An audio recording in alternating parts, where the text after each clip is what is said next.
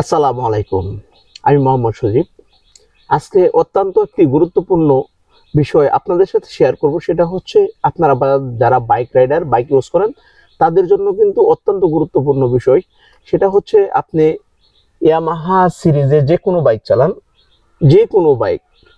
আমি যে বাইকটার সামনে দাঁড়িয়ে আছি এটা হচ্ছে ইয়ামাহা 125 সেলুটো।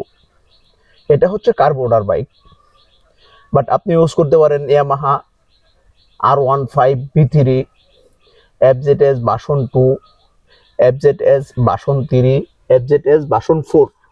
এখন মূলত বিষয়টা হচ্ছে আমি আপনাদের সাথে শেয়ার করতেছি, যেটা আপনারা যেহেতু বাইক নিয়ে ঢাকার বাইরে চলে গেছেন, যারা আবার ঢাকার দিকে রওনা দিবেন আর কি, তাদের জন্য কিন্তু অত্যন্ত গুরুত্বপূর্ণ। সেটা হচ্ছে যে আপনারা বাইকে ফয়েল নেন, ফয়েল যদি আপনার খারাপ ফয়েল বাইকে পড়ে যায়, তখন কিন্তু আপনি বাইকের থেকে ভালো রেসপন্স পাবেন না।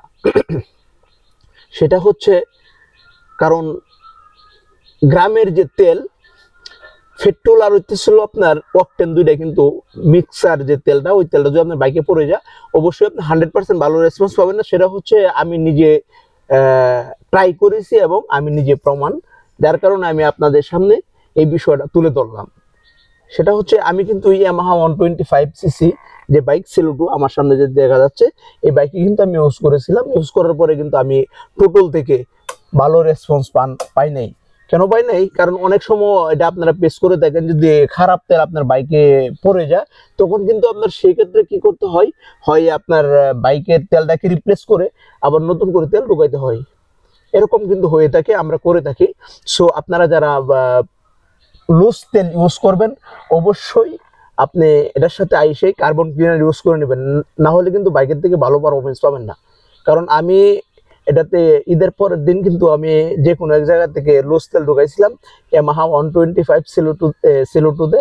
কিন্তু আমি টুটুল দেওয়ার আগেই, যেমন টুটুল দিলে আমার মনে হয় যে আমার ইঞ্জিনের যে কাভার, হেড কাভার খুলে যাবে। আমি আপনাদের সাথে এই জন্যই শেয়ার করলাম, যেন আপনারা এরকম ভোগান্তিতে না পড়েন।